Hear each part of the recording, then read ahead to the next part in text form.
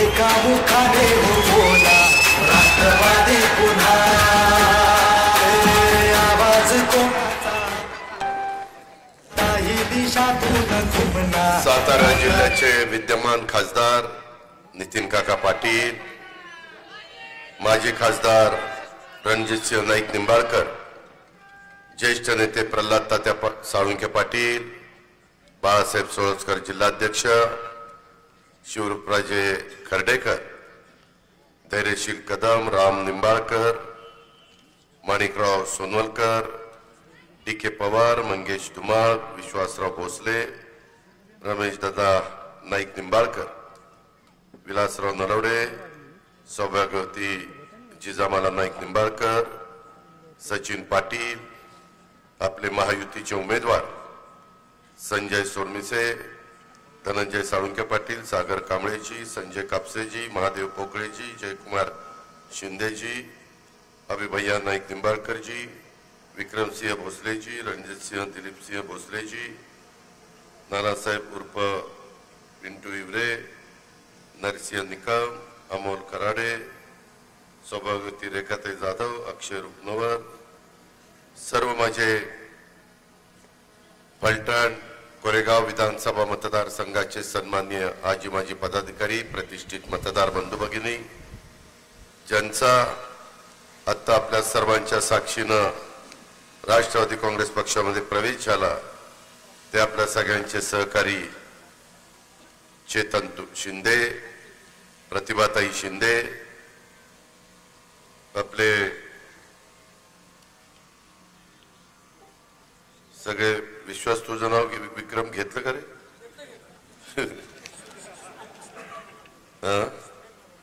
सुनील ननवरे, सर्व उपस्थित मान्यवर, पत्रकार मित्र, बंधू भगिनींनो, माझ्या तरुण मित्रांनो, वेळ बराच झालेला आहे, मला ही सभा उरकून मुंबईला देखील जायचं आहे। माझ्या आधीच्या अनेक वक्त्यांनी त्यांची इथं भूमिका मांडण्याचं काम केलं।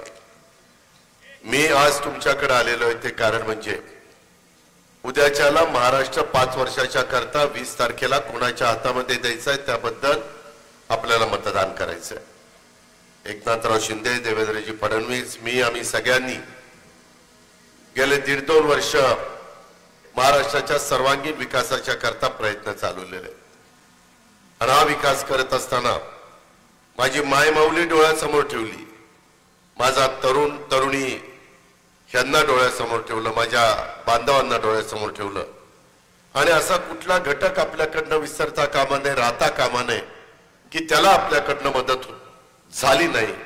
अशा पद्धतीने सर्वसामान्यांचं सरकार महायुतीच्या निमित्तानं काम करत असताना आम्हाला मागच्या लोकसभेच्या निवडणुकीच्या निमित्तानं फटका बसला। फलटणकरांनो, मतदान महायुतीचं, महाविकास आघाडीचं 0.5% थोडंसं जास्त त्यांना मतदान, 0.25% आतच, 0.5% पुढं एवढंच मतदान त्यांना जास्त मिळालं, पण त्याचा बराचसा परिणाम ह्या वेगवेगळ्या जागांच्यावर झाला, आणि जेवढी काही ताकद एनडीएला राज्यात मिळायला पाहिजे होती ती मिळाली नाही। जसं आता बोलत असताना रणजितसिंह नाईक निंबाळकरांनी सांगितलं, पराभव झाल्यानंतर खचून जायचं नसतं, यश मिळाल्यानंतर हुरळून जायचं नसतं, आणि त्याच्यामुळं त्यांनी विचार केला, पुन्हा ते कामाला लागले। आम्ही देखील विचार केला की बाबा का आपण एवढे काम करून कमी पडलो। एकतर त्यावेळेस थोडंसं पाण्याचं पाहिजे तशी परिस्थिती नव्हती, दुर्भिक्ष होतं, उन्हाळ्याची निवडणूक होती, आता एक्झॅक्ट पाऊस चांगला झालाय, पाणी सगळीकडे धरणं बिरणं भरलेली आहेत, विहिरींना चांगलं पाणी आहे। त्यावेळेस जे काही आमच्या मागासवर्गीय समाजाच्या डोक्यामध्ये बिंबवण्याचं काम करण्यात आलं की काय तर संविधान बदलणार, अब की बार 400 पार, लोकसभेला सरकार आणण्याच्या करता जागा लागतात 250, मग 400 पार का, तर यांना संविधान बदलायचंय, आरक्षण बदलायचंय, त्याच्यामध्ये घटना बदलायची, असा फेक नॅरेटिव्ह सेट केला। तो आमच्या मागासवर्गीय समाजाला थोडासा खरा वाटला. माझ्या मुस्लिम समाजाला तर असं सांगण्यात आलं की आता परत सरकार आलं की तुम्हाला सगळ्यांना गोळा करणार पाकिस्तान बांगलादेशला देणार पाठवून. आणि त्यांनाही काय बाबा यांचं सांगता येत नाही, करतील बाबा असं करून तेही सकाळी 7लाच आमच्या विरोधी रांगा लागल्या.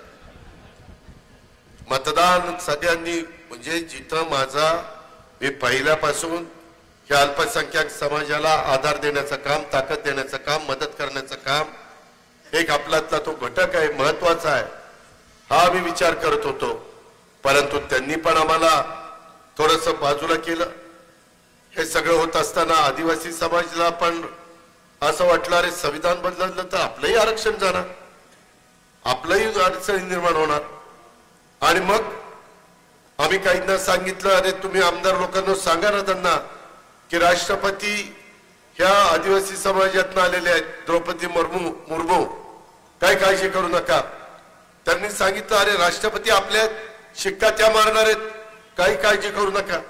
अरे म्हटले कशाच्या शिक्का मारतायत, संसदेच्या उद्घाटनाला त्यांना बोलवलं नाही, त्या कशाचा शिक्का काय करणार झालं. कुठनं कुठनं डोक्यातनं काय कल्पना काढल्या, झाली आमची वाटच लावली. बारामतीत वाट लावली, माढ्यात वाट लावली, ती सातारला त्या पिपाणीनं वाचवलं. तू तरी सारखी पिपाणी दिसली, 45,000 मत पिपाणीला गेली. झाला आमचा राजा वाचला बाबा, 13वे वंशच आमचे वाचले. त्याच्यामुळं काहीतरी आमची थोडीफार इज्जत राहिली. असला सगळा ते निकाल. मुरली काका आमचा निवडून आला, मुरली मोहोळ, त्याची लॉटरी लागली.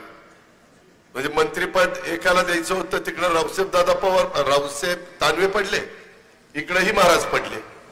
त्याच्यामुळं मुरली मोहोळांचं राज्यमंत्री म्हणून शपथविधी झाला. मित्रांनो, ह्या घटना घडल्या, ह्याच्या हसण्यावारी नेऊ नका, ही फॅक्ट आहे. मग आम्ही विचार केला, आता रणजितसिंह नाईक निंबाळकर म्हणले दादा काही योजना मागं का नाही घेतल्या. मला नंतर अर्थसंकल्प सादर करण्याची संधी मिळाली. आम्ही विचार केला, एकनाथरावांनी विचार केला, देवेंद्रांनी विचार केला, किंवा आपल्याला पुन्हा विधानसभेला सामोरं जायचं. जो फेक नेरेटिव्ह केलाय तो तर काढला पाहिजे. मग पहिलं काय केलं तर कांदा निर्यात बंदी ती उठवली. कांदा पिकवणारा माझा नाशिक जिल्हा, नगर जिल्हा, पुणे जिल्हा, सातारा जिल्हा, सोलापूर जिल्हा सगळीकडे कांदा होतो. त्याच्यावर कांद्याचे भाव बरे झाले. तिथं आपण आता माझ्या शेतकरी वर्गाला समाधानी केलेलं आहे. त्याच्यातनं माझ्या बरेच दिवस डोक्यामध्ये होतं, कारण मी पण तुमच्यासारखा शेतकरी, जसा आमचा सचिन शेतकरी आहे तशा पद्धतीनं मी पण शेतकऱ्याच्या पोटी जन्माला आलेलो आहे. आणि मला 3, 5, 7.5 ह्या माझ्या गरीब शेतकऱ्याला, मध्यम शेतकऱ्याला ज्या मोठा इलेक्ट्रिक पंप लागतात त्याला वीज बिल माफ करायची होती. कशी करायची अधिकाऱ्यांना विचारलं, ते म्हणले दादा 44 लाख लोक आहेत, त्यांना तुम्हाला माफ करावं लागेल. पैसे किती लागतील? 14,900 कोटी रुपये लागतील, म्हणजे 15,000 कोटी रुपये लागतील. मग आम्ही देवेंद्रजींनी ठरवलं की आपण सोलर पॅनल मोठ्या प्रमाणावर हातात घेऊया. 9,500 मेगावॉटची वीज निर्मिती आम्ही सोलरवर केली. आता त्याची कामं चालू आहेत. जवळपास 35,000 एकर जमीन त्याच्याकरता सरकारी दिली. मोठी मोठी टेंडर काढली. फलटणकरांनो, ₹2.80, ₹2.90, ₹3.10 ऍव्हरेज ₹3 आम्हाला वीज मिळाली. आता तुम्हाला वीज देताना ₹7 आम्हाला घ्यावी लागते. ₹4 तिथं बचत होते. त्याच्यावर म्हणलं मिळत आहे, काहीतरी मार्ग काढता येईल. आणि शिवाय तुम्हाला आता दिवसा वीज द्यायची. 6 महिन्यांनी आपल्या महाराष्ट्राला आम्ही सूर्य उगवला वीज पंप चालू, सूर्य मावळला वीज पंप बंद. तिकडं सगळं भाकरी बिकरी बरोबर काय आणलेलं असेल ते घ्यायचं, घरी जायचं, बायका पोरांच्यात राहायचं, जेवायचं, झोपायचं, गप्पा हाणायच्या. रात्री विंचुकाटा नको, साप नको, बिबट्या नको, गवा नको, डुकरं नको, रानडुकरं काहीच नको. ह्या पद्धतीनं आम्ही करतोय. हे आम्ही करून दाखवणार आहे. तर जवळपास आता काही युनिट वीज ऑलरेडी तयार झाली. मोदी साहेबांनी पण सोलरच्या मोठ्या प्रमाणावर सोलर पॅनल द्यायचा स्कीम आणलेली आहे. हे सगळं होत असताना तिथं 15,000 कोटी रुपये या प्रकारे आम्ही वाचवतोय. माझ्या महिलांना, माझ्या माय माऊलींना देताना 2.5 कोटी महिला डोळ्यासमोर ठेवल्यात. त्यांना 18,000 रुपये वर्षाला त्याचा इश्यू पडला, 45,000 कोटी झाले. 15 आणि 45 60,000 कोटी झाले. माझ्या मुलींना कॉलेजच्या शिक्षणाला अर्धी फी द्यावी लागायची, ती अर्धी पण माफ करून टाकली. त्याला 2,500 3,000 कोटी रुपये लागतात. 3 गॅस सिलेंडर तुम्हाला उज्ज्वला जे घेतात 52 लाख कुटुंब त्यांना द्यायचं ठरवलं. त्याच्यातनं काही पैसे आम्हाला लागणार आहेत. आमचं दूध जे गाईचं तुम्ही आम्हाला देताय सरकारला किंवा घालताय डेऱ्यांना, त्याच्यामध्ये आता 5 रुपये अनुदान होतं, ते आता 7 रुपये केलं. 28 आणि 7 35 अशा प्रकारचा दर तुम्हाला दिलाय. आता काही मला शेतकरी म्हणले की दादा ऑगस्ट पर्यंतच पैसे आले, सप्टेंबर ऑक्टोबरचे राहिलेत, काळजी करू नका. आचारसंहितेच्या काळामध्ये लाभ देता येत नाही, ते आचारसंहितेचा भंग होता. म्हणून तुमचे पैसे देताना आचारसंहिता लागायच्या आत, दिवाळीच्या आत तुम्हाला सप्टेंबर ऑक्टोबर नोव्हेंबरचे पैसे 3,000 दिले. असे 7,500 आतापर्यंत दिले का नाही दिले? अरे तुला काय माहिती, त्यांना माहिती. तुझ्या बायकोने सांगितलं का? आले आले, कारण अकाउंटला यांच्या पैसे आहेत, तुझ्या अकाउंटला काहीच नाही. तू बायकोला सांगितलं अगं दे ग दे ग, इतके दिवस ती मागायची, अरे दे रे दे रे, आता तू मागतो अरे दे ग दे. बरं जाऊ द्या. त्याच्यामध्ये माझ्या महिला, माझ्या मायमाऊलींना आम्ही समाधानी केलं, त्यांना सबल केलंय, सक्षम केलंय. ह्याच्यातनं ह्या सगळ्या योजना आणल्या. मित्रांनो, ह्या सगळ्याला मला निधी लागला 75,000 कोटी. मी बजेटमध्ये तरतूद केली. एकनाथरावांनी, देवेंद्रांनी फाईलवर सही केली. आणि हे ओरडत काय होते, कोर्टात गेले, ही योजना बंद करा, मुख्यमंत्री माझी लाडकी बहीण योजना. का रे भाऊ, तुला काय त्रास होतो? तू सरकारमध्ये असताना दिले का? आम्ही तुला अडवलं होतं का? त्यावेळेस तुला सुचलं नाही, आम्हाला सुचलं तर तुला वाईट काय वाटतं? तुझ्या खिशातले तर पैसे जात नाही. पण गेले कोर्टात, कोर्टाने फेटाळलं. काही जणांनी पीआय केलंय, त्याच्याही संदर्भामधलं काही होईल असं मला वाटत नाही. आम्हाला म्हणले की यांनी कर्जबाजारी केलं, राज्याला तिजोरी खाली केली, काही ठेवलं नाही. आम्हाला पण थोडीफार आर्थिक शिस्त आहे ना, आम्ही पण संस्था चांगल्या चालवल्या. आम्ही आईच्या पोटातनं निघालो, इथं उपमुख्यमंत्री नाही झालो. आम्ही तळागाळातनं पार विकास सोसायटीच्या पंचापासून इथपर्यंत पोहोचलेलो आहे. आणि त्यामुळे मी कधी संस्थांच्या मध्ये हलगर्जीपणा करत नाही. आज राज्यामध्ये नंबर 2 नंबरच्या बँका म्हणजे 1 आणि 2 जर कुठल्या आहेत तर सातारा जिल्हा मध्यवर्ती सहकारी बँक नंबर 1 ला आहे, पुणे जिल्हा मध्यवर्ती सहकारी बँक नंबर 2 ला आहे. अशा पद्धतीनं आपण संस्था चालवतो. आणि हे सगळं करत असताना त्यांनी आमच्यावर असे आरोप केले, पैसे यांना मिळणारच नाही, पहिले पैसे दिले तर अरे घ्या काढून परत हे मागे घेतील. आता वळणी टाकलेली कुठला लाडका भाऊ लाडक्या बहिणीला पैसे दिल्यावर परत घेणार? काय निर्लज्जासारखं सांगतात. ती सावत्र आहे म्हणून तसं सांगतात. आम्ही सख्खे. त्याच्यामुळं हे सगळं चाललंय. तरी ते आम्ही सोडून दिलं. तुमचे पैसे सगळ्यांचे अकाउंटला व्यवस्थित, भ्रष्टाचार नाही, डीबीटीला पैसे कुठं मध्ये कुणी काढायला नको, काही नको, अशा प्रकारे केलं. तुम्हाला माहिती फलटणकरांनो, 2-3 दिवसापूर्वी एक नेते दिल्लीवरून आले आणि म्हणले मी तुम्हाला खटखट पैसे देतो. त्याच्या आईला म्हणलं खटखट पैसे. मी म्हणलं कस काय? ते वाचलं पंचसूत्री कार्यक्रम, पंचसूत्री बर का. आणि या सगळ्यांनी बसून काढला. त्यांच्या ज्यावेळेस लक्षात आलं माझ्या मायमाऊली इतक्या मोठ्या प्रमाणावर महायुतीला मतदान करणार आहेत, त्या समाधानी आहेत, आनंदी आहेत. माझे बांधव ह्या योजना पुढे 5 वर्षाच्या करता चालवायच्यात. काँग्रेसच्या राजवटीमध्ये 2003 ला मोफत वीज केली, परंतु एक बिल 0चं दिलं, पुढे लगेच बिल द्यायला सुरुवात केली. विलासराव देशमुख मुख्यमंत्री झाले. तसं आम्हाला करायचं नाही. मी विलासरावांना म्हणलं, विलासराव आपण मतं घेतली लोकांचे, बरोबर नाही. ते म्हणले नाही अजितराव आपल्याला परवडणार नाही, आपण आता देऊन टाकू. आणि लोकही विसरले राव. आणि नंतर पुन्हा 2004 ला निवडून दिलं, 9 ला निवडून दिलं, चालूच होतं. असं करू नका. आता आपल्याला पुढे या योजना चालू ठेवायच्या तर महायुतीचं सरकार आणावं लागेल. इथं आमच्या सचिनचं जी खूण आहे ती घड्याळाची खूण आहे. त्या घड्याळाच्या चित्रावर आपण बटन दाबण्याचं काम करा. तुमच्या योजना चालू. कोण मायाचा लाल त्या ठिकाणी ती योजना बंद करू शकत नाही, कोणीही बंद करू शकत नाही. अरे वाटेल ते केलं तरी बंद करू शकत नाही. काल तर मुख्यमंत्री एका ठिकाणी म्हणले, अरे आम्ही जेलमध्ये जाऊ पण योजना चालू ठेवू. काय जेलमध्ये जायचं कारण नाही? आपण काही चुका केल्यात का? आपण काही घोटाळे केलेत का? आपण व्यवस्थित माझ्या मायमाऊलीला आदा आणि त्याच्यात जातीभेद केला नाही. सगळ्या जाती धर्माच्या महिला घेतल्यात की नाही? सगळे बांधव घेतलेत, सगळे शेतकरी घेतले की नाही? आज 19-20 केलं नाही आणि यांनी पंचसूत्री काढली. खर्च किती केलाय? 3 लाख कोटी. आपलं बजेट 6.5 लाख कोटी. पगारावर, पेन्शनवर आणि घेतलेल्या कर्जाच्या व्याजावर रिपेमेंट करायला 3-3.5 लाख कोटी लागत आहे आणि वाटायचे 3 लाख कोटी. आणि मग काय बाकीचं टाळ्या वाजवत बसायचं? काय करायचं? काय राज्यकारभार कसा चालणार? खोटं बोलतायत, रेटून बोलतायत. त्यांनी सांगितलं आम्ही 1,500 नाही 3,000 करणार म्हणजे 1 लाख कोटी रुपये लागतील. ते म्हणले फक्त मुलींना आम्ही कॉलेजचं शिक्षण फ्री देणार नाही, मुलांनाही देणार. तो तर आकडा कुठल्या कुठं चाललाय. परत म्हणले यांनी 5 लाखाची विमा संरक्षण दिलंय, आम्ही 25 लाख रुपये देणार वर्षाला. 25 लाखाचं विम्याचं संरक्षण. काही पण बेमार होऊन चाललंय.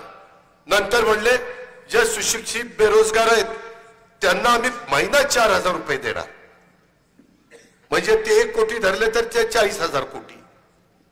म्हणले आता आम्ही शेतकऱ्यांना 3 लाखापर्यंत कर्जमाफी देणार. अरे म्हणलं त्याला 50-60 कोटी रुपये लागतील. वेळेत भरणाऱ्याला 50,000 रुपये देणार.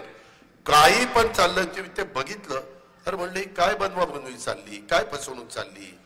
हा शिवशाहू फुले आंबेडकरांचा महाराष्ट्र आहे. तुम्ही काय लोकांची बदनामी करताय, तुम्ही दिशाभूल करताय.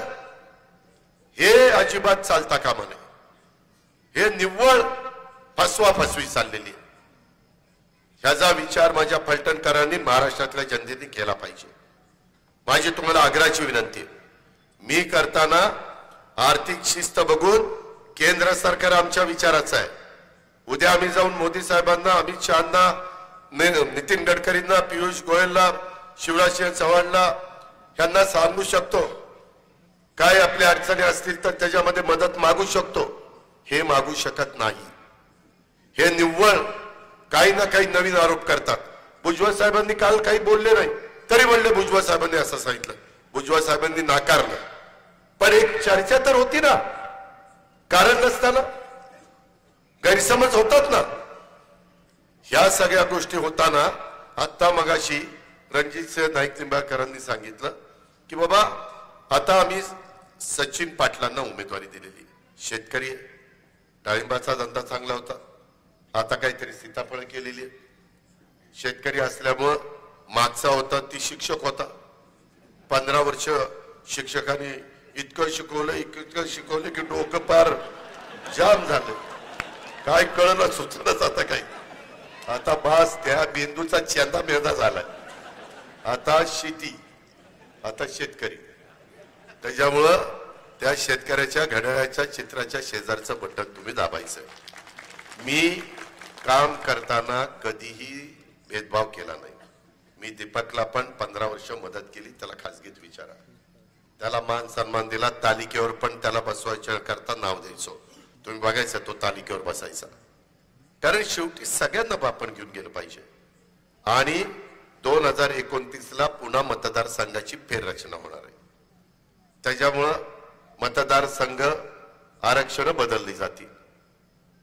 वेगवेगळे कुठेही आरक्षण त्या ठिकाणी पडतील. तो पुढचा काळ आहे.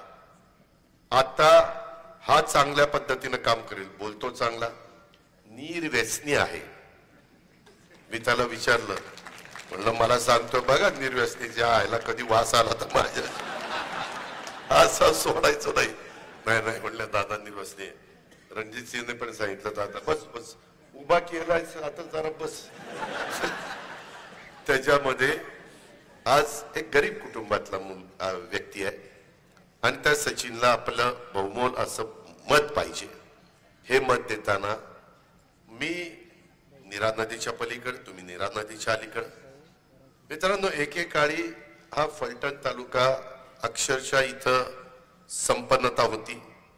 या तालुक्यामध्ये सगळं काही देण्याचा प्रयत्न त्या ठिकाणी झालेला होता हे आपण सगळ्यांनी आजपर्यंत पाहिलेलं आहे।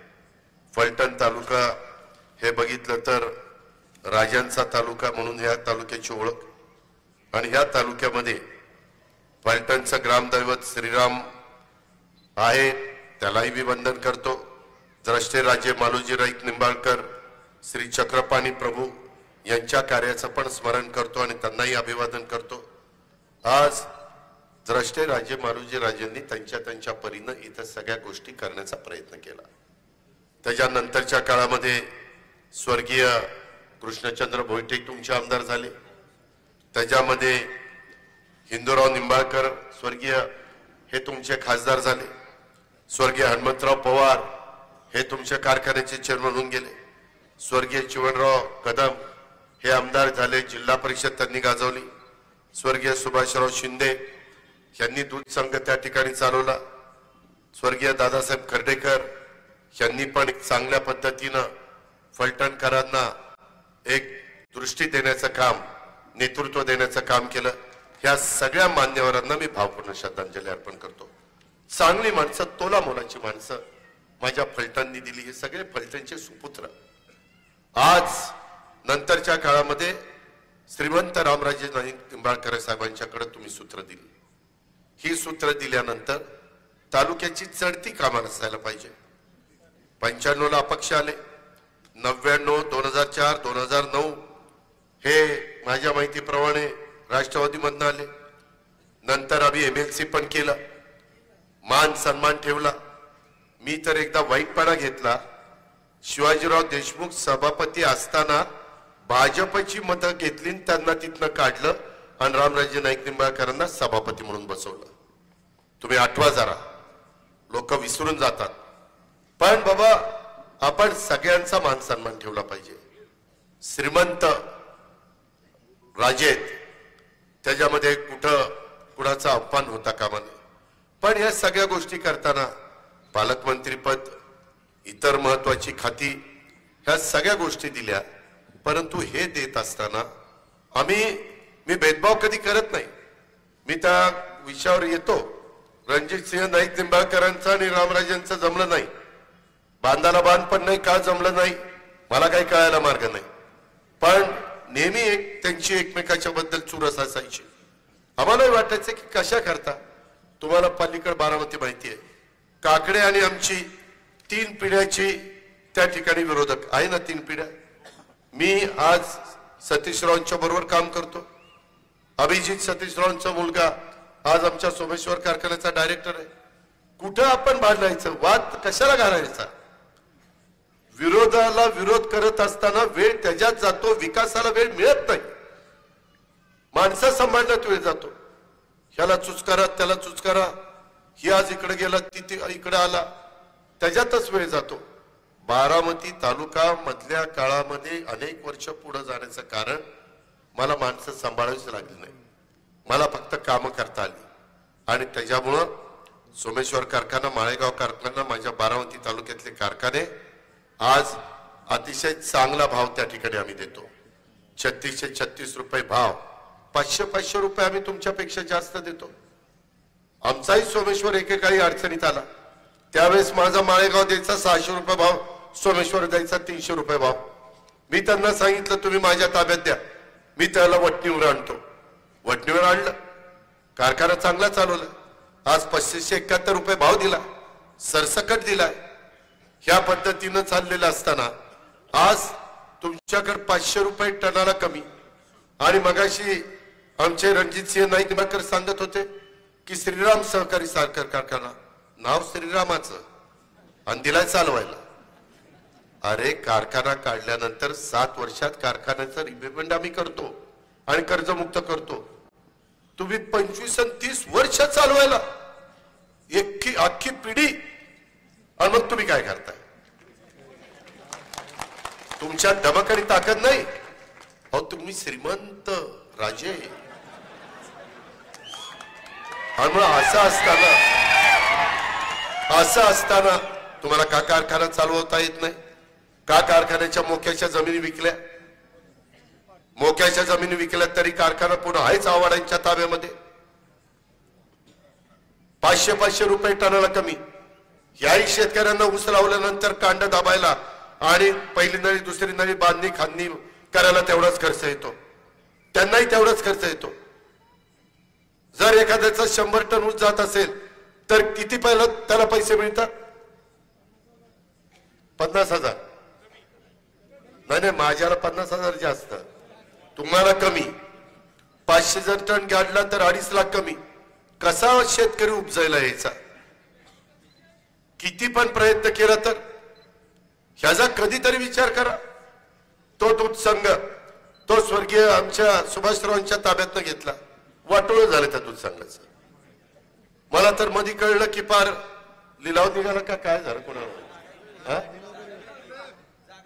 जागा विकून टाकली. चायला विकण्या बाबतीत ही वल्लय वाजता. श्रीमंत लोक विकायला फार भारी आहे. तुम्ही कारखान्याची जागा विकली, तुम्ही दुधाची जागा संघाची विकली, तुम्ही त्याच्यामध्ये खरेदी विक्री संघाची वाट लावली. तुम्ही मार्केट कमिटी ही बाबा शिवरूप राजे खर्डेकर चांगली चालवत होता, त्यांना बाजूला केलं. ही पुढे कधीतरी आपल्याला ओव्हरटेक करेल, दाबा ह्याला, दाबला. दुसऱ्याला उपजायला येऊन द्यायचं नाही, स्पर्धक कुणी होऊन द्यायचा नाही, कुठंतरी त्याला काहीतरी करायचं. हे सगळं करत असताना कुठली ती मालोजी राजेंच्या नावाची बँक, ती तर ती एक आमची बुलढाणा ते टीव्हीला जाहिराती असते बघा, आमचा काय त्याचं नाव चांडक, चांडक ती चालवतात, त्यालाच चालवायला दिली. काय ते आम्हाला काही चालवता येत नाही म्हणून आम्ही चालवायला देतो, कारण आम्ही श्रीमंत, आम्ही स्वतः नाही चालवत, आम्ही श्रीमंत आहोत, कशाला चालवायचं? आम्ही चालवायला देतो. हे तू चालव, हे तू चालव, हे तू चालव, हे तू चालव. आता आमदार की याला चालवायला देऊन टाक. मग मी बघतो कशा काय काम होत नाही. तिकडं रणजित सिंह दादा आहे आणि इकडं अजित दादा आहे आणि त्याच्यामध्ये सचिन आहे. गमतीचा भाग जाऊ द्या, परंतु आम्ही कामाची माणसं आहे, आम्हाला काम करायला आवडतं. आम्ही संस्था उत्तम चालवल्या. तुम्ही म्हणाल आमच्या संस्थेचा पंचनामा केला, श्रीमंतांच्या संस्थेचा पंचनामा केला. तुझं काय रे? माझं सांगतो, या ना दाखवतो तुम्हाला माझं काय ते. माझ्या दोन्ही कारखाने चांगले भाव देतात, माझा खरेदी विक्री संघ उत्तम चाललेला आहे, माझी मार्केट कमिटी अतिउत्तम चाललेली, माझ्या इथला दूध संघ उत्तम चाललेला आहे. डीके पॉवर चाललाय का नाही? एक नंबर. भावकीचं समर्थन आहे मला. त्याच्यामध्ये माझी बारामती सहकारी बँक उत्तम चाललेली, माझी पुणे जिल्हा मध्यवर्ती सहकारी बँक उत्तम चाललेली. कुठली आमची तालुक्यातली संस्था चुकीची चाललेली नाही. मी कुणाला चालवायला दिलेलं नाही. मी श्रीमंत नसल्यामुळे आम्हाला चालवावं लागतंय. आम्हाला दुसऱ्याला देऊन चालत नाही. आणि मला एकदा त्यांना सांगायचं की बाबा तुम्ही अजून राष्ट्रवादी काँग्रेसमध्ये, श्रीमंत राजे तुम्ही उघड त्या दीपकच्या प्रचाराला जावा. मग मी पण बघतो तुम्ही आमदार कस काय राहता. मी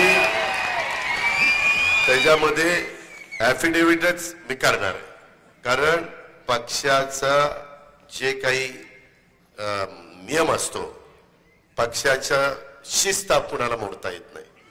त्याच्यामुळं श्रीमंत राजे बैठका घेऊन दरवाजे लावून चर्चा करतात, हे शोभत नाही आपल्याला. आपण श्रीमंत आहात, आपण राजे आहात, काय म्हणतील वरची लोक, खालची काय म्हणतील ती राहू द्या, वरची काय म्हणतील.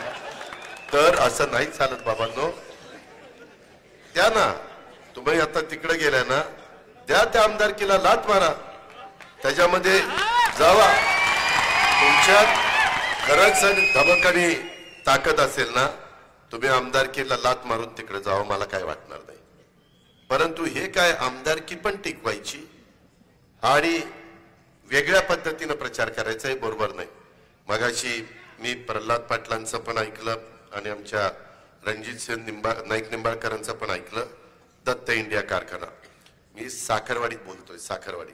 आणि महाराष्ट्राला माहिती, मी जे बोलतो ते करतो, हे महाराष्ट्राला माहिती. तुम्ही कामगारांनो साखरवाडीच्या तुम्ही व्यवस्थितपणे तुमचं काम करा. ती दत्त इंडियाचे कुणी लोक असू द्या, तुमच्या केसाला पण धक्का लागणार नाही. केसाला हा माझा शब्द आहे. तुम्ही निदाड्या साथीनं काम करा. तुम्ही इतके दिवस दबून राहिलेले आहेत, तुम्हाला दाबून ठेवलेलं आहे. दबून राहून खोली आपले लोकशाही आहे. घटनेचे शिल्पकार डॉक्टर बाबासाहेब आंबेडकरांनी आपल्याला अधिकार दिलाय. सगळ्यांना एकसारखा अधिकार आहे. ही दावादाबी नाही चालणार. तुम्ही अजिबात काही घाबरू नका. मगाशी मी विक्रमचं भाषण ऐकलं. अरे आम्ही 25-15 करोड रुपये दिले, 30-54 पैसे दिले, डीपीडीसीचे पैसे दिले, आमदार निधी दिला, बजेट मधले पैसे दिले, माझ्याकडे थोट तरतूद असायची त्याचे पैसे दिले.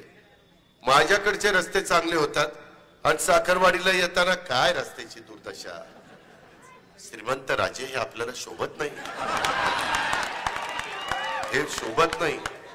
त्याच्या संदर्भामध्ये आपण विचार केला पाहिजे.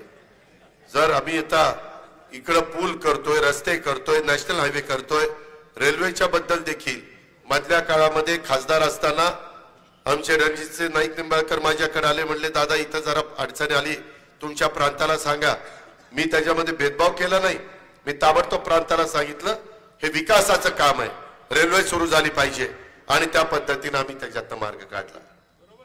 ही वस्तुस्थिती आहे.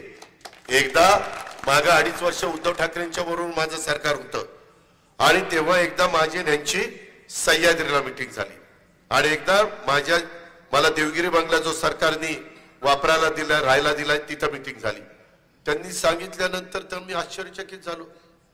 या बाबाला अॅट्रॉसिटीचा गुन्हा दाखल करून फार ह्याची वाट लावायचं चाललेलं होतं, जेलमध्ये टाकायचं. अरे ही काय पद्धत. अरे आपल्या विरोधात एखादं गाव गेल्यानंतर ते गाव का विरोधात गेलं, त्याला पुन्हा आपलं असं करण्याच्या करता कुठं आपण कमी पडलो हे शोधलं पाहिजे आणि त्याला आपलं केलं पाहिजे. आता बारामतीमध्ये मला 48,000 मतं लोकसभेला कमी पडले. आता ती भरून काढून मला पुढे लीड घ्यायचंय. त्याच्यामुळे मी करणार ना काम, मी समजून घेणार ना काय बाबा बारामतीकरांनो काय झालं. ते म्हणतात नाही लोकसभेला ताईन, विधानसभेला दादा. आता ती दादा आहे ती अजित दादा शेवजे झालं. मित्रांनो ते माझं मी बघतो, तुम्ही काळजी करू नका. पण मी त्यांना नंतर ज्यांना कुणाला बोलायला पाहिजे होतं त्यांना बोललो. म्हणले असलं नाही, इतकं दरिद्र खालच्या पातळीचं राजकारण नाही. अरे प्रत्येक जण आईच्या बापाच्या पोटी जन्माला येतो. नियतीचं काळाचं बोलावणं आल्यानंतर इथल्या प्रत्येकाला जायचंय, कुणी इथं थांबायला आलेलं नाहीये. अरे पण जाताना काम करताना एवढी दुश्मनी कशा करता घ्यायची, एवढा कुणाचा पार वाटोळ करून काय आपण मिळवणार आहे. त्यामध्ये ही जी गोष्ट आहे ही आपण लक्षात घ्या. म्हणून मी त्यांना त्या ठिकाणी मदत केली. मला त्यांच्याबद्दल पण खूप काही लोक सांगायचे हे असं करतात, हे तसं करतात, ते रणजितसिंह नाईक निंबाळकर फार जोरात कठीण काम आहे. म्हणलं काय कठीण काम आहे. म्हणलं कोणाला ऍडव्हान्स दिला आणि त्याने परत नाही केला की कारखान्याच्या गेटच्या आतमध्ये घेतात आणि जे हंटर टोकून काढतात की विचारतात सोय नाही. आणि मी नंतर माहिती घेतली की बाबा ते सगळं करताना आमच्या जिजामाला नाईक निंबाळकरच ते कारखाना बघतात. बरोबर ना. आता ह्या कधी हंटर घ्यायच्या आणि कधी कुणाला काय करायचं. ह्या पार तर म्हणते अरे बाबा रे तू माझे पैसे घेते देऊन टाक रे. हे काहीतरी कुणाच्या तरी बदनामी कशाला करता, फेक नेरेटिव्ह कशाला सेट करता. उगीच आपला विरोधक म्हणून त्याला बदनाम करण्याचं काम मी पण करू नये, तुम्ही पण करू नये, श्रीमंत तुम्ही पण करू नये. हे आपण सगळ्यांनी ध्यानामध्ये घेतलं पाहिजे. आणि म्हणून हे दत्त इंडिया असेल, बाकीच्या सगळ्या गोष्टी असेल. मगाशी मला येताना कमींची तर बातमी ऐकून मी हादरूनच गेलो. कमींची मुलं, ते इथल्या अधिकाऱ्यांची मुलं माझ्या इकडे शाळेला येतात. बारामतीला बस येते, त्याच्यामध्ये 12,000 रुपये तिथल्या एक कमींचं कुणी कामगार आहेत करायचं. कमींच त्याला किती पगार आहे. हे असला तर उभा राहू, कुणी देता का उभे राहू. मला सांगितलं की त्यांना 12, 13, 14, 15 देतात. 8 किती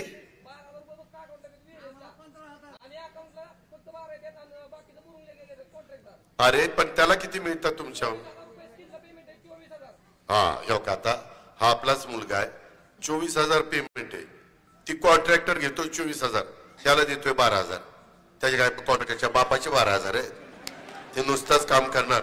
तू घे ना 24,000तले 1,000-2,000 रुपये घे, त्याचा PF वगैरे जे काही करावं लागतं, प्रॉव्हिडंट फंड वगैरे. मी आता कमीशी बोलणार आहे, माझी 20 तारीख होऊ द्या, मग आम्ही त्यांच्याशी बोलू, आम्ही नियमाने बोलू किंवा हे कानावर आले ह्याच्यात खरं काय खोटं काय, आणि जर ते असेल तर मग काही खरं नाही त्यांचं. त्या कॉन्ट्रॅक्टरला मग असं काय ते बघतोच. त्याच्यामध्ये आपली नाईक बोंबवाडी इथली MIDC ह्याच्याबद्दल पण येताना रणजितसिंह नाईक निंबाळकर सांगत होते की दादा तिथं मोठं युनिट आलं पाहिजे. ते जरूर आपण एकदा सरकार असल्यानंतर आपण कुणालाही शब्द टाकू शकतो की आम्ही तुम्ही या इथं, आम्ही इन्सेंटिव्ह देतो. आणि तो इन्सेंटिव्ह का देतो तर तुम्ही आमच्या भागामध्ये येताय, इथल्या मुलांना मुलींना त्याच्यात रोजगार मिळणार आहे, डायरेक्ट इनडायरेक्ट फायदा होणार आहे. त्या पद्धतीनं रणजितसिंह नाईक निंबाळकर, तुम्ही, आम्ही, सचिन, सगळे बाकीचे सहकारी मिळून मार्ग काढू, त्याबद्दल आपण काळजी करू नका. दारूच्या बद्दल बोललोय, जिल्हा बँकेचा इथं चेअरमन बसले नितीन पाटील. जिल्हा बँकेमध्ये 300 जागा भरायच्या, फलटण करून नीट ऐका, 300 जागा भरायच्या. जिल्हा बँकेमध्ये तालुके आहेत 11 आणि सातारा शहर, एवढ्यामध्ये 300 जागा, म्हणजे गडीभर शहर धरून 12 धरा, 12 बारदुनी 24 आणि 12 पंचे 60, म्हणजे 25 जागा एकेका तालुक्याला ऍव्हरेज. परंतु ह्यांना काही रे भरायचा अधिकार नाही. आता आम्ही काय केलंय, काही ठिकाणी महाराष्ट्रामध्ये भरती करताना त्यांच्याकडनं वेगळ्या पद्धतीनं लुबाडणूक होती, म्हणून आम्ही आता भरती हे करताना ऑनलाईन करतो, ऑनलाईन परीक्षा. नीट ऐका फलटणकरांनो, आता काहीतरी असं सांगितलं जातं त्या 300 जागा भरायच्यात आणि सगळ्या मीच भरणार आहे, आणि तू आमचं काम कर, तुझं पोरग चिटकवतो, तू आमचं काम कर, तुझं चिटकवतोय. अरे कुठं चिटकवतो, काय चिटकवतो, काय ती चिकटपट्टी आहे चिटकवतो. त्याच्यामध्ये हे सगळं करत असताना त्यामध्ये 90 मार्क मी चेअरमनच्या देखत सांगतोय, 90 मार्क आहेत. ते आम्ही 2-3 कंपन्या ठरवलेल्या आहेत, त्यांना पेपर ते काढणार, त्यांच्याकडे भरतीची परवानगी. 10 मार्क कुणाला ठेवले, त्याच्यामध्ये प्रकल्पग्रस्त असेल तर त्याला 1 का 2 मार्क आहेत. तो ग्रॅज्युएट असेल डबल तर त्याच्यातनं 1 का 2 असे मार्क आहेत. त्याचं क्वालिफिकेशन कसं आहे त्याच्यावर त्याचे मार्क वाढतात. 10तले 5 मार्क तर असेच त्याला त्याच्या असेल तर मग वाढतील, आणि फार तर फार 2-4 मार्क अगदी डायरेक्टरला कदाचित देता येतील, नाहीच देता येणार, पण ही परिस्थिती आहे. त्याच्यामुळे ऑनलाईन भरती आहे, काही त्याच्यात फसू नका. मी खोटं बोलणार नाही, मी राज्य सरकारचा उपमुख्यमंत्री आहे. सहकार खातं माझ्या सहकारी दिलीप वळसे पाटील साहेबांच्याकडे आहे. त्याच्यावर मी कदापि तुम्हाला चुकीचं सांगणार नाही, आणि ह्या पद्धतीनं ती 300ची भरती होणार आहे. त्याच्यामध्ये ही निवडणूक तुमच्या फलटणकरांचं भवितव्य ठरवणारी निवडणूक आहे. यामध्ये माझा पूर्व कोरेगावचा भाग, ज्याचा रणजितसिंह निंबाळकरांनी मगाशी उल्लेख केला, नाईक निंबाळकरांनी, की 0.57-52 ते पाण्याच्या बद्दल पण तुम्ही काळजी करू नका. कारण आम्ही दोघं, ते भाजपचे नेते आहेत, मी राष्ट्रवादीचा नेता आहे, त्याच्यामध्ये आम्ही दोघं एकत्र असल्यानंतर काही काळजी करायचं कारण नाही. ते पण काम आम्ही त्या ठिकाणी करू. आम्ही टेंबू, ताकारी, म्हैसाळ, उरमोडी, जे काठापूर ह्या अनेक योजना आम्ही केलेल्या आहेत. अनेक योजना पुढेही आम्ही करणार आहे. ह्या सगळ्या योजना आता आम्ही सोलरवर घेणार आहे. टप्प्याटप्प्यामध्ये तशा प्रकारची तरतूद केलेली आहे. का तर माझ्या शेतकऱ्यांना लाईट बिल भरावं लागू नये, पाणीपट्टी त्यांनी भरावी, मेंटेनन्स खर्च भरावा, म्हणजे त्याचा भार कमी होईल. ही आमची लाईन आहे, ही महायुतीची लाईन आहे. आज मित्रांनो, हे समोरचे लोक काही ना काही सांगतात. परवा तर तुम्ही वाचलं असेल, ऐकलं असेल, साहेबांनी तर एक भाषण करताना बारामतीत सांगितलं, माझी मुदत संपल्यानंतर मी बाजूला होणार आहे, असं त्यांनीच सांगितलं. मी वा म्हणून लिहिलं नाहीये. त्याच्यामुळं साहेब तिथनं बाजूला झाले.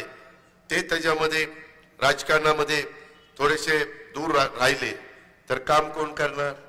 हाच पाठ्या काम करणार, दुसऱ्याचा घास नाही घास. तिथं मी सांगतो आपलं नाणं खणखणीत आहे. आम्ही अजून 10 वर्ष काम करू शकतो. ही तर पट्ट्या अजून 20 वर्ष काम करत. आणि ही पण म्हणतो मी तरुण आहे, तरुण आहे. तू तरुण नको म्हणून, मी मधल्या वयाचा आहे, मधल्या वयाचा आहे. तरुण म्हणल्यानंतर आमच्या पुढे तरुण बांड येत आहे. आणि तू तर पार आता 400च्या पुढे गेलाय. म्हणजे आपण पाहिलं ना की दुसरा 400 लागला. तशा पद्धतीनं गमतीचा भाग जाऊ द्या. आपण शेतकरी आहे त्याच्यामुळे साधारण आपण ती भाषा वापरतो. नाहीतर पुन्हा विरोधक म्हणतील, बघा बैलाची उपमा दिली, कसा अपमान चालवलाय, श्रीमंत अपमान नाही चालवला. लक्षात घ्यायचं. त्यामध्ये ह्या सगळ्या गोष्टी करत असताना आम्ही पण काहींच भाषणं ऐकलेली आहेत की आता ही बैल म्हातारा झाला, याला बाजार दाखवा, अशी भाषणं काहींनी केली. माझ्या ऐकण्यात येत, पण मला त्या खोलात जायचं नाही. ह्या पद्धतीचं आपल्याला चांगलं काम करायचंय. आम्ही केंद्रातनं पण, केंद्र सरकार आमच्या विचाराचे आहे. हे जरी माजी खासदार असले तर त्यांच्या तिथं ओळखी बऱ्याच आहे. मी ज्यावेळेस अमित भाईंकडे जायचो त्यावेळेस अमित भाई पण म्हणायचो, मी त्यांना माढा, मी सातारा सोडतो, माढा मला द्या म्हणून सांगितलेलं होतं. पण ते म्हणले माढा मिळणार नाही, आमचा रणजित नाईक निंबाळकर तिथं आहे. मी त्याला झटक्यातच त्यांचं तिकीट डिक्लेअर करून चाललं पहिल्याच याच्यामध्ये. त्याच्यावर त्यांच्या ओळखी चांगल्या आणि त्यामुळं त्यांची पण मदत होईल, माझी पण मदत होईल. आम्ही आमच्या झालेल्या ओळखीचा फायदा महाराष्ट्राला करू, सातारा जिल्ह्याला करू, माझ्या फलटणकरांना त्या ठिकाणी करू. ही गोष्ट आपण लक्षात ठेवा. केंद्राचा पैसा मोठे प्रकल्प होण्याच्या करता आणावाच लागतो. केंद्राच्या मदतीनं वर्ल्ड बँकेचा पैसा राज्याला आणावाच लागतो. जायकाचा पैसा केंद्राच्या मदतीनं आणावाच लागतो. आणि मोठे प्रकल्प आपल्याला मार्गी लावावे लागतात. हे इतके दिवस सरकारमध्ये होतो, माझंच खरं तर दुर्लक्ष झालं. माझी पद्धत कशी आहे की एखादी व्यक्ती एखाद्या ठिकाणी काम करते. आता नितीनचे मोठे बंधू मकरंद आबा, ते माझ्या वाई, खंडाळा आणि महाबळेश्वरचं प्रतिनिधित्व करतात. ते सांगतील तेवढं करायचं, निधी मागितला द्यायचा, तिथं कुठं अडचण येऊन द्यायची नाही. बाकीची कामं त्यांनी करायची. मगाशी तुम्ही 2-3दा म्हणाला ना, आपल्याला बारामती सारखं करायचं, बारामती सारखं करायचं. बारामती सारखं करणं ही काही साधं काम नाहीये. तिथला ते आमदार पहाटे 5ला उठतो आणि 5:45ला कामावर जातोय. 5:45ला सकाळी कामावर जातोय. आणि ते हे काम कसं झालंय, दोरी वळंब्यात आहे का, पाणी मारलंय का, अमकं केलंय का, मला काही, मी उपमुख्यमंत्री असू, विरोधी पक्ष नेता असू, आमदार असू किंवा कुणी असू, मला लाज वाटत नाही. माझ्या इमारती, माझे रस्ते क्वालिटीचे असतात. कॉन्ट्रॅक्टरनी काम घ्या, पण क्वालिटी नाही दिली तर त्याला ब्लॅकलिस्टच आहे, मग त्याची हायगाई नाही. ते प्रकार इथं चालतात का नाही ती तपासावं लागतील. श्रीमंतांना विचारावं लागेल. तेव्हा काही तर म्हणतात कोण कॉन्ट्रॅक्टर आहे, मला अजून माहिती नाही, त्याच्यामुळे मी तसा आरोप करणं बरोबर नाही. क्वालिटी ज्यावेळेस मिळायची असेल, मी खरं सांगतो, क्वालिटी मिळायची असेल तर आमदाराचं, खासदाराचं बारकाईनं लक्ष असलं पाहिजे. सुप्रिया तर माझी बहीणच होती, ती म्हणायची दादा तूच ते सगळं काय बघतोय तर तू बघ. मी पार्लमेंट त्या ठिकाणी बघित, त्याच्यावर तिचा काही तिचा प्रश्न नव्हता. आणि आम्ही बारकाईनं का बरं, माझा स्वभाव कडक आहे, मी काम करायला कामाचा माणूस आहे. पण कुणी चुकीचं काम केलं, संस्थेमध्ये घोटाळा केला की त्याला घरी थांबायचंच नाही, तू घरी जायचं. तुला संधी दिली, तुला संधीचं सोनं करता आलं नाही, त्याला माझा काय दोष आहे? मी तुमच्या संस्थेमध्ये काही हस्तक्षेप केलाय नाही. तुम्ही तुमच्या संस्था चालवा, म्हणजे जे संस्था चालक आहे त्यांनी, पण त्यांनी तिथं कुठंही गडबड करायची नाही. जी जबाबदारी त्यांच्यावर दिली ती जबाबदारी उत्तम पद्धतीने त्यांनी पार पाडायची. म्हणून ती बारामती झालेली आहे. सगळ्यांनी तिथं जीव ओतून काम केलंय, म्हणून तिथं बदल झालेला आहे. तिथं विक्रम, आम्ही आम्ही निधी पण चांगल्यापैकी दिला. आम्ही निधी देताना गावांना वेगवेगळे निधी देतो. आमची एक अपेक्षा असती तो निधी सत्कारणी लागावा. पै हा तिथं नीटपणे समाजाच्या भल्याकरता खर्च व्हावा ही आमची भावना असते. आणि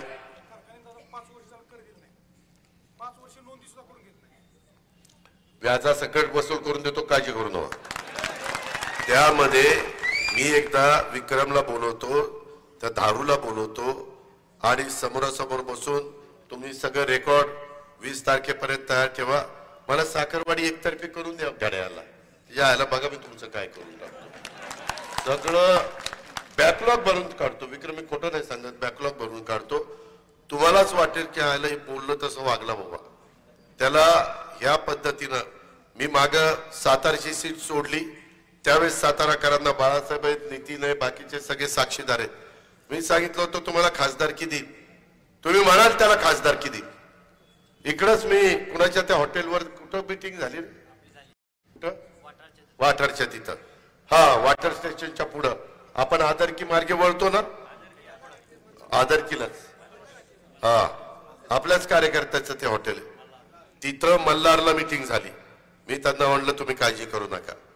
तिथं त्यांनी सगळ्यांनी नितीन पाटलाचं नाव दिलं. नितीन पाटलाला खासदार केलं.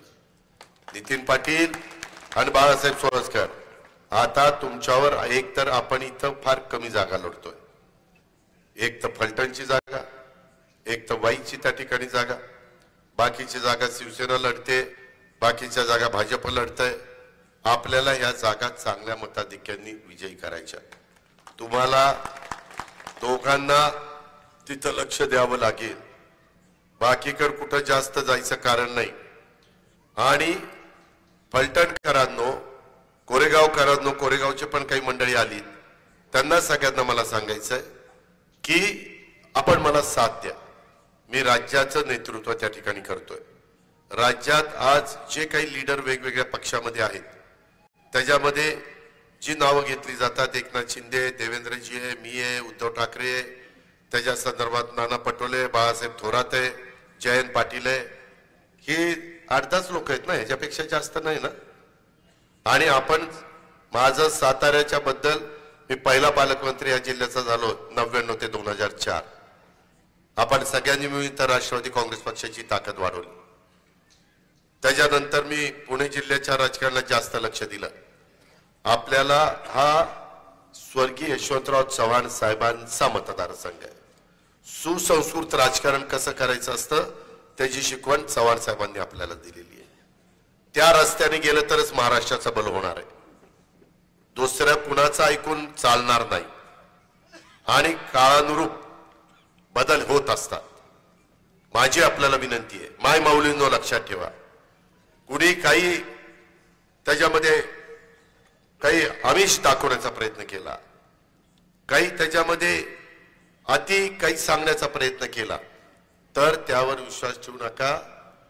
तिथं ते खोटं बोलतायत, दिशाभूल करतायत, घाबरलेले आणि म्हणून 3 लाख कोटीचं वाटप करायला निघालेले. एवढे ते करू शकत नाही. ही आपण गोष्ट लक्षात ठेवा. माझ्या सगळ्या बांधवांना विनंती आहे, साखरवाडीमध्ये एवढी मोठी सभा होईल मला वाटलं पण नव्हतं. त्याच्यामुळे मी थोडंसं विस्तृत बोललेलो आहे. मला कुणाच्या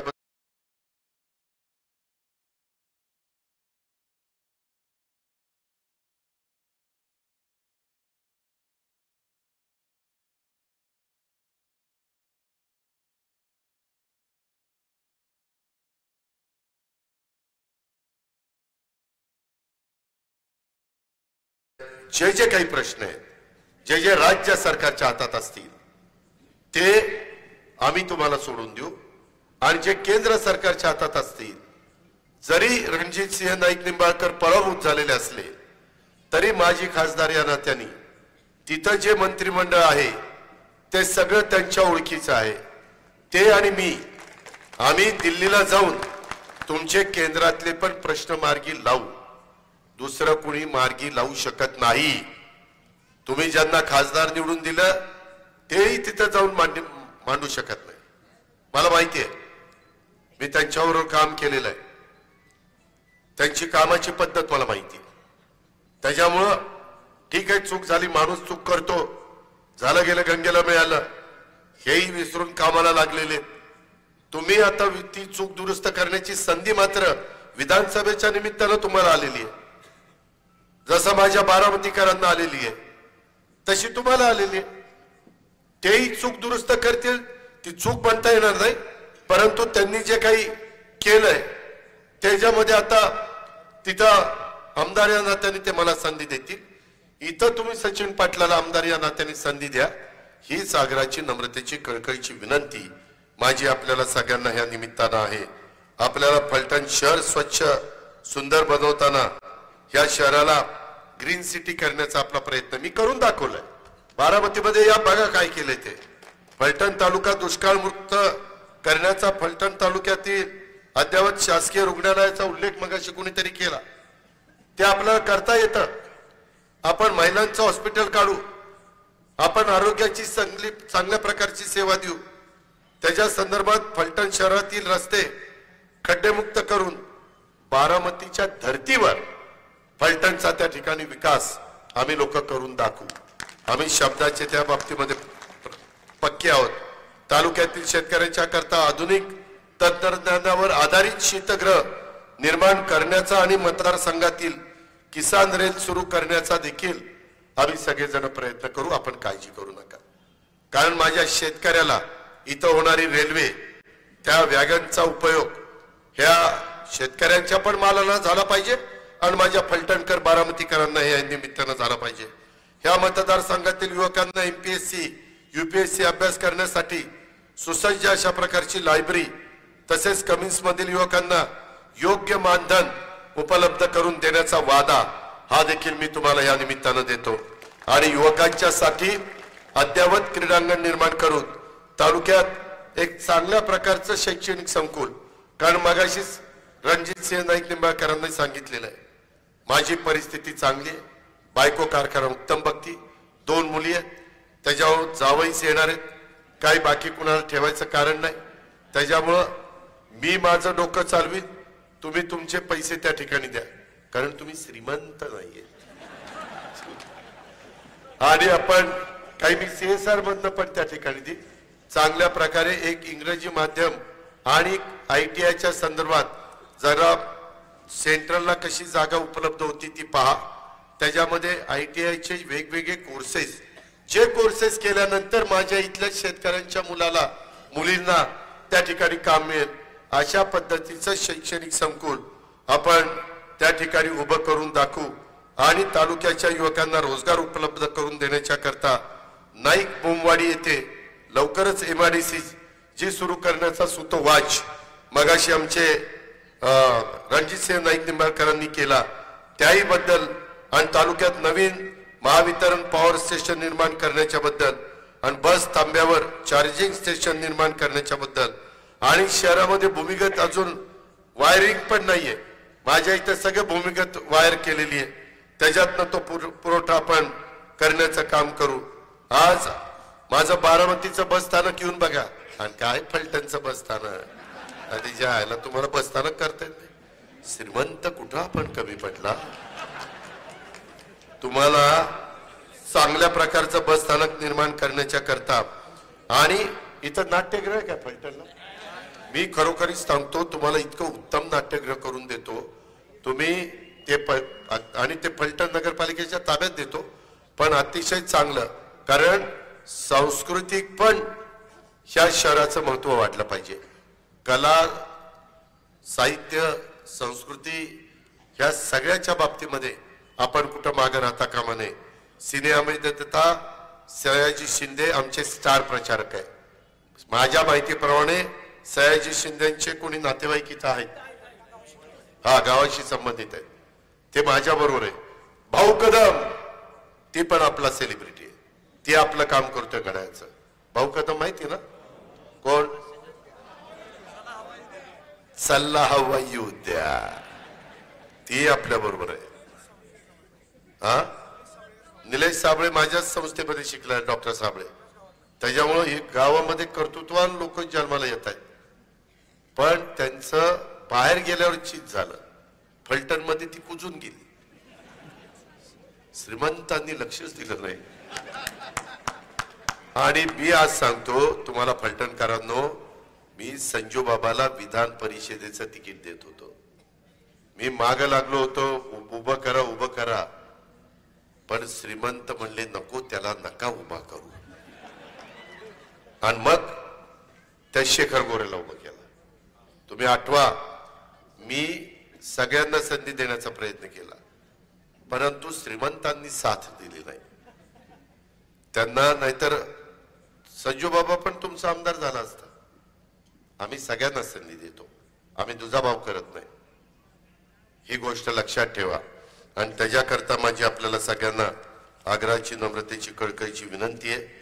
फलटणचं गतवैभव प्राप्त करून देण्याकरता एक सुवर्ण संधी फलटणकरांना आलेली आहे, कोरेगावच्या पूर्व भागाला आलेली आहे. त्याकरता तुम्ही उद्याच्या 20 तारखेला, आता इतके दिवस श्रीमंतांचं ऐकलं, आता अजित पवारचं ऐका.